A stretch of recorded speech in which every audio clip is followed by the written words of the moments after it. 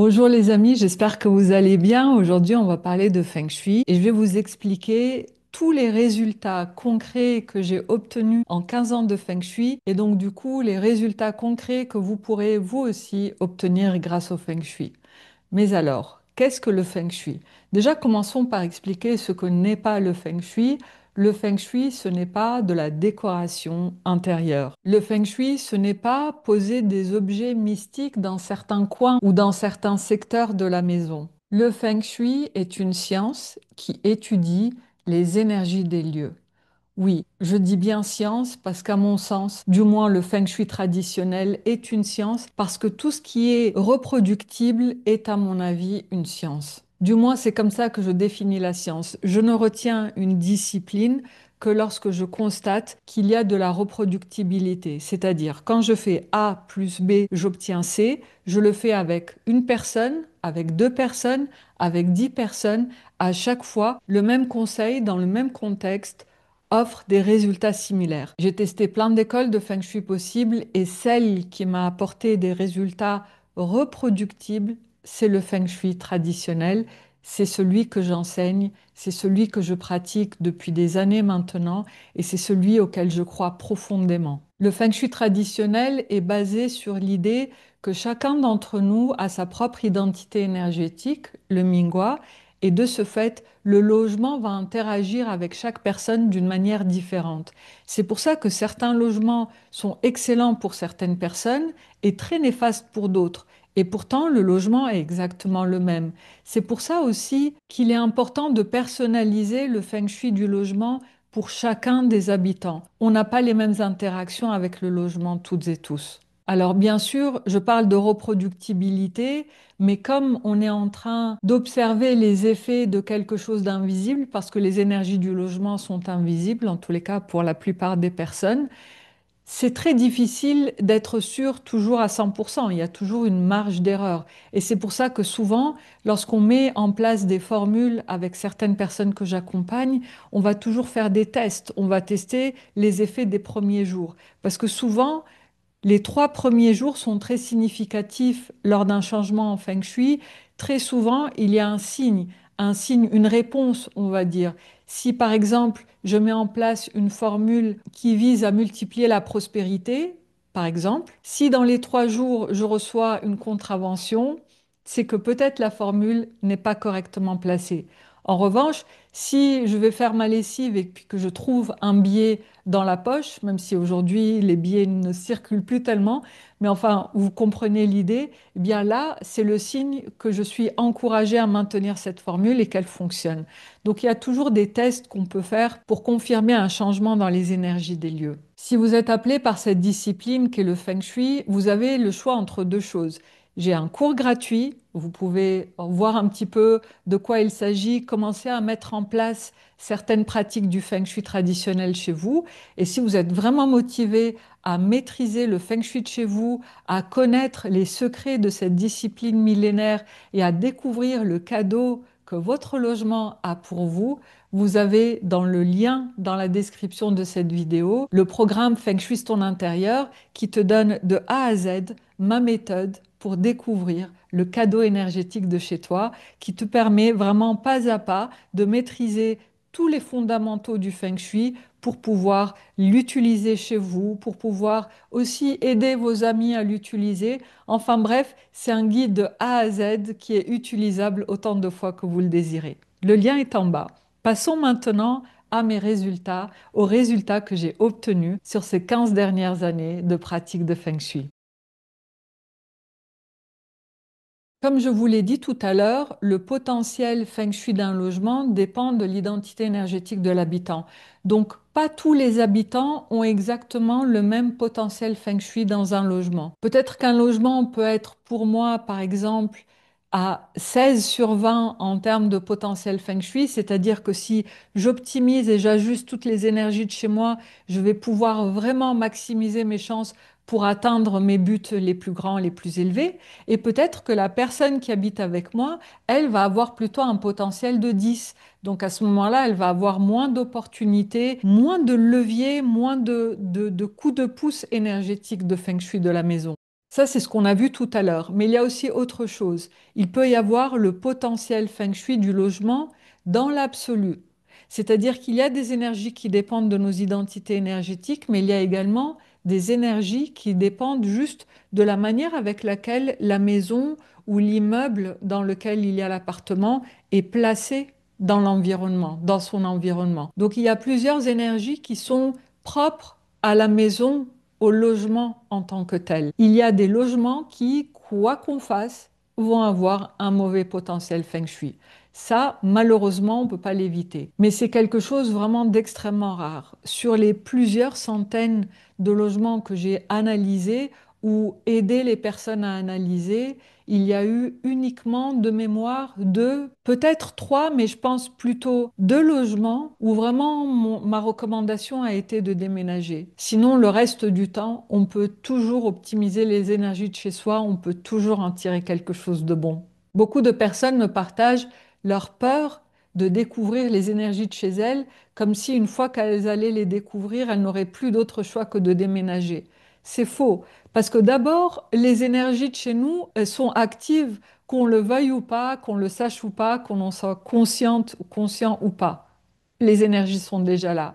Et puis, il y a tellement à faire pour optimiser les énergies de chez soi qu'à mon sens, déménager, quitter ce logement, c'est vraiment le cas extrême et encore une fois très très rare. Ma vision des choses, c'est qu'il vaut mieux connaître les énergies de chez soi au lieu d'être dans le déni complet de ce qui se joue chez nous en termes d'énergie et puis d'optimiser ce qui peut l'être déjà dans un premier temps. Et puis j'ai la conviction que tous les logements ont un cadeau pour nous, tous, même si parfois le cadeau est mal emballé, comme ça a été le cas pour mon premier logement. Et là, je vais commencer à vous partager les résultats que j'ai obtenus.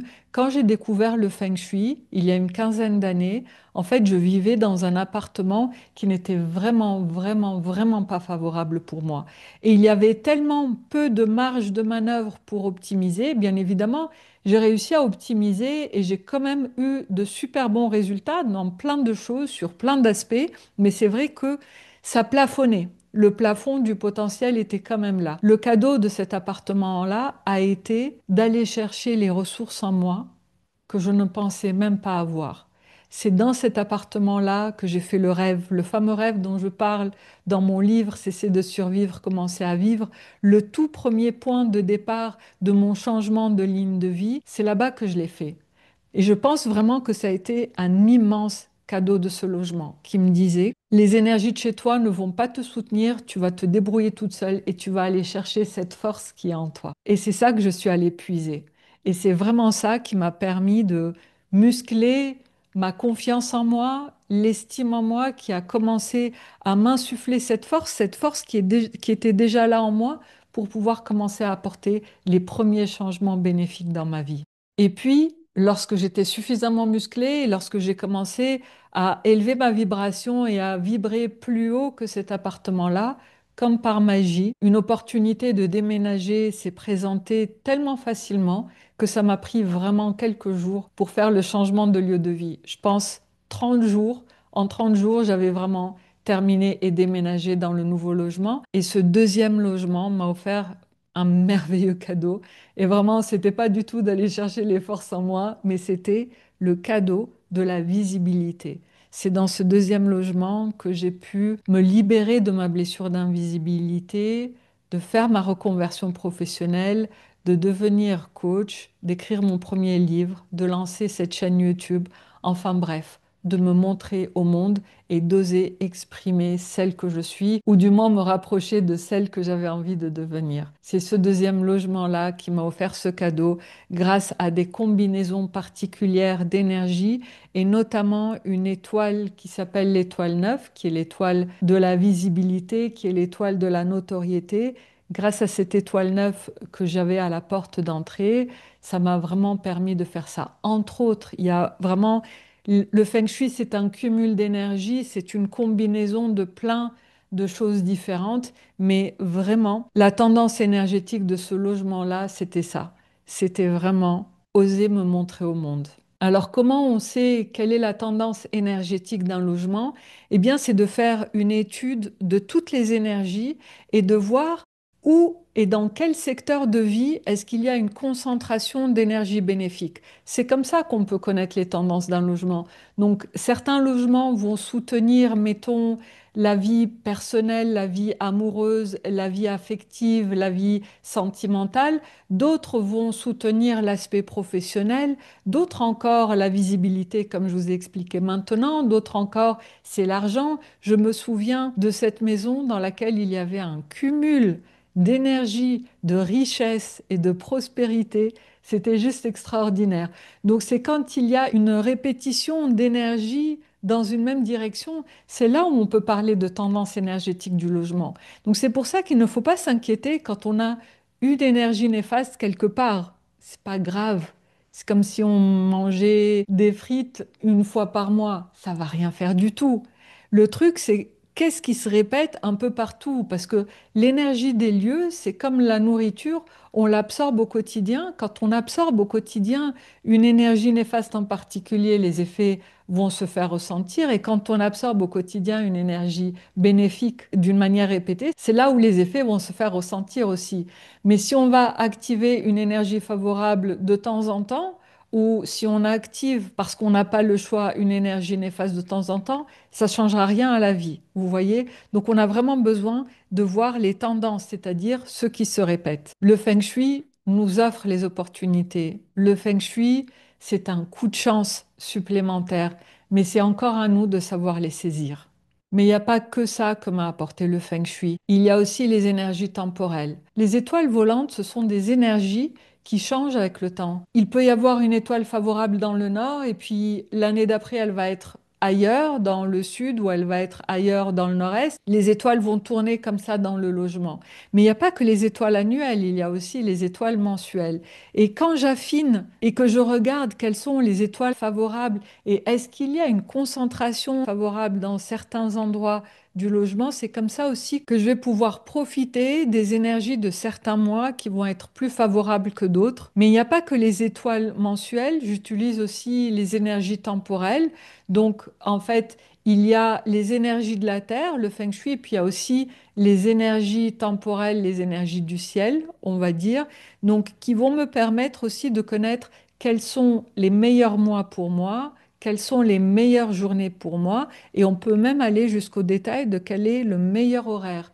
Et donc, en fait, tous ces coups de pouce énergétiques vont être là en soutien, comme un levier, vont fonctionner vraiment comme une force de levier pour atteindre mes buts les plus élevés. C'est toujours à moi de saisir les chances, c'est toujours à moi de passer à l'action, c'est toujours à moi de réfléchir pour lancer les projets nouveaux ou relancer d'autres projets. Mais le feng shui, c'est comme avoir ce petit coup de pouce, ce rab de chance dans notre vie.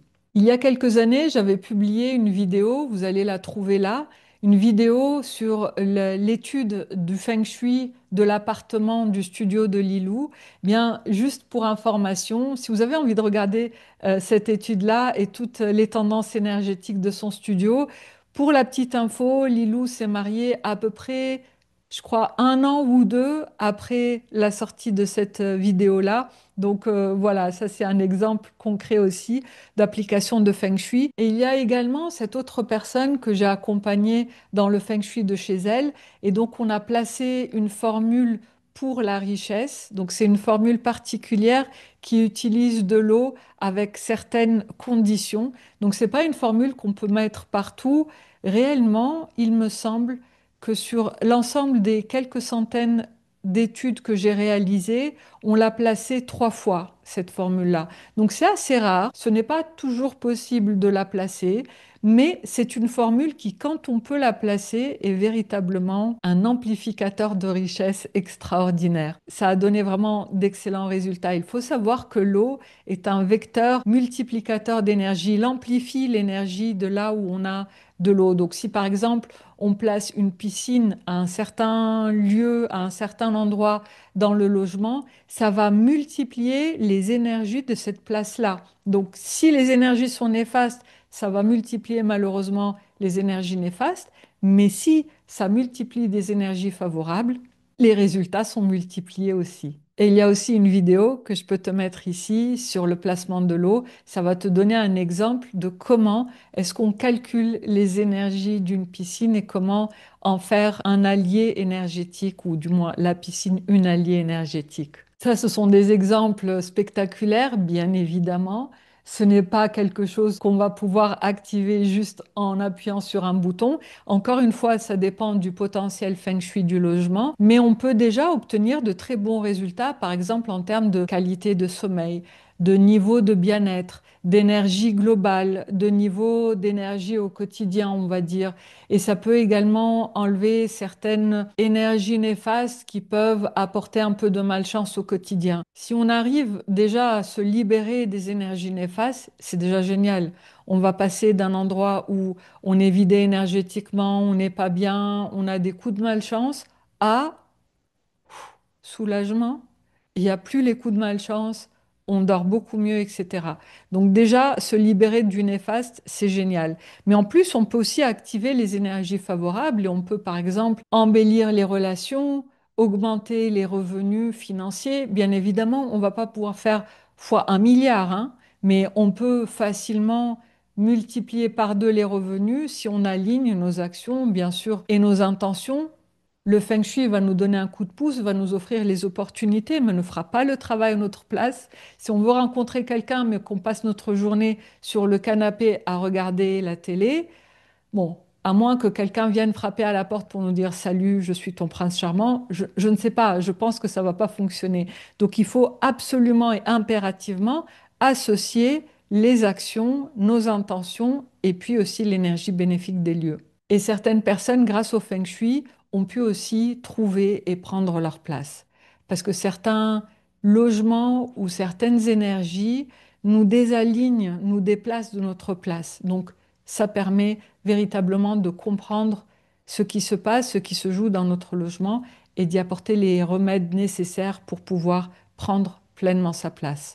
Le feng shui doit être considéré comme un coup de pouce de l'univers. En feng shui, on parle de trois chances. Il y a la chance de la terre qui est le feng shui, la chance de l'homme qui est tout ce qu'on décide, donc nos actions, nos décisions, le travail qu'on décide de faire sur nous-mêmes, nos intentions et tout, la chance de l'homme. Et la troisième chance, c'est la chance du ciel, notre destinée, notre plan d'âme, nos lignes de vie potentielles, si on veut. Donc en fait, quand on arrive à allier feng shui et travail sur soi ou alignement, intention, action, on a déjà de notre côté 2 tiers des chances. C'est énorme. Et si on s'aligne vraiment et qu'on conscientise les désirs de notre cœur, vraiment nos projets de cœur, on va avoir toutes les chances de notre côté pour manifester cette vie qu'on désire. Qu'est-ce qu'on peut espérer du feng shui et quelles sont ses limites? Comme on l'a vu tout à l'heure, en fait, il y a les trois chances. Donc, on peut utiliser le feng shui comme un activateur de chance, un rehausseur d'énergie dans notre environnement, mais c'est toujours à nous de faire le travail. C'est toujours à nous de poser les intentions, de poser les actions avec clarté et d'y aller. Vous voyez? Donc, c'est important d'envisager le feng shui comme étant une clé, un outil pour pouvoir vraiment rehausser la chance dans notre vie, non pas une baguette magique qui va tout faire à notre place. Et en ça, je considère que le feng shui est véritablement une aide à la manifestation consciente. On peut utiliser les énergies de chez soi pour soutenir nos intentions. Et puis, on a vu aussi que tout dépendait du potentiel feng shui du logement. Donc, ce qui est en notre pouvoir, c'est d'optimiser les énergies des lieux. Ça, on peut le faire. Ce qui n'est pas en notre pouvoir, c'est le potentiel du logement. Et optimiser, la plupart du temps, ça suffit vraiment largement à avancer, à cheminer vers nos buts. Et peut-être que vous êtes en train de vous demander s'il n'était pas possible, en fait, de choisir un logement déjà idéal, parfait, dans lequel on va pouvoir manifester aisément ce qu'on désire. Eh bien, oui et non. Oui, en théorie, on le peut. En théorie, on pourrait chercher un autre logement qui soit vraiment parfait, qui soit idéal pour nos buts. Mais en pratique, ce que j'ai observé pour avoir accompagné beaucoup de clients dans la recherche d'un nouveau logement, ce que j'observe, c'est qu'on est appelé par des logements qui vibrent à la même fréquence que nous, qui nous ressemblent énergétiquement, vibratoirement. J'ai observé que nos maisons avaient les mêmes blessures que nous. Je vous mettrai le lien aussi de cette vidéo-là. Mais j'ai remarqué en fait que quand on vibre quelque chose, on va être appelé par les logements qui vont venir nous confirmer ça énergétiquement. Et je pense notamment à des personnes qui avaient trouvé dans leur logement des énergies de séparation, des énergies de divorce et qui ont décidé de quitter ce logement-là parce qu'elles voulaient rester ensemble. Et puis, à chaque fois qu'on allait visiter un logement, on retrouvait les mêmes tendances énergétiques. Donc, il y avait besoin vraiment de faire quelque chose en soi. Il y avait besoin de se libérer de certains mécanismes de blessure, de faire un travail sur soi en conscience pour pouvoir ajuster sa vibration et ainsi être appelé par des maisons aux énergies différentes. Parce que pour moi, c'est pas nous qui choisissons notre maison, c'est elle qui nous appelle. Et elle nous appelle parce qu'elle a un cadeau pour nous. Que l'on y croit ou pas, le feng shui est toujours à l'œuvre. Donc autant mettre les énergies de chez soi de son côté. Le feng shui peut faciliter, peut apporter des opportunités, mais c'est encore à nous de savoir les saisir. Le feng shui ne va pas faire de miracle tout seul, sans notre intervention et sans nos actions. Et aussi autre chose, parce que cette question revient fréquemment, le feng shui ne guérit pas. Si on souffre d'une maladie, on a besoin de faire appel à un médecin, au corps médical, de prendre les traitements nécessaires. Le feng shui ne guérit pas. En revanche, il peut parfaitement soutenir une période de convalescence. Et j'ai envie vraiment d'insister sur cet autre point. Le feng shui n'est pas le loto. Il ne provoque pas une richesse soudaine et massive. Par contre, il pourra doubler ou tripler vos revenus si les tendances énergétiques du logement soutiennent ce point-là et si vous vous engagez à passer à l'action. Je me souviens de cette dame qui avait dans son logement un espace qui était, je lui avais parlé de bijoux énergétiques, qui était vraiment un concentré d'énergie très favorable pour elle. Donc, elle y a aménagé son bureau et son activité professionnelle a fait un bond en avant. Mais pour ça, pour profiter d'un secteur qui a un bijou énergétique pour soi, il faut impérativement passer du temps. Et quand je dis passer du temps, c'est passer au minimum 4 à 8 heures tous les jours. Si on passe 5 minutes par jour, on va rien activer du tout. On a besoin vraiment d'activer massivement. Et c'est pour ça que les endroits les plus importants de chez soi sont la porte d'entrée, parce que c'est la bouche du chi. Donc vraiment, elle est activée à chaque fois que l'énergie entre à la maison. Et c'est aussi la chambre à coucher, parce qu'on y passe, pour les grands dormeurs, 8 heures, peut-être un peu moins pour les autres, mais on y passe environ, on va dire, environ 8 heures par jour.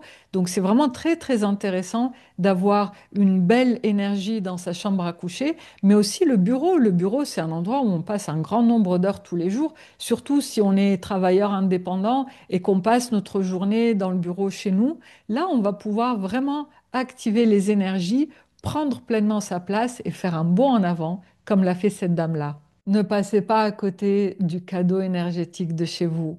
Votre habitation vous a appelé parce qu'elle a un cadeau pour vous. Prenez-le. Si vous voulez trouver votre cadeau, cliquez sur le premier lien dans la barre de description. Et si vous avez envie de découvrir la vidéo qui a fait plus de 100 000 vues, vous pouvez y accéder ici en un clic. Merci infiniment les amis, merci d'être restés jusqu'au bout de cette vidéo. Je vous embrasse très fort, je vous souhaite une très belle journée, soirée, où que vous soyez sur la planète et je vous dis à très bientôt pour la prochaine vidéo. Ciao ciao les amis.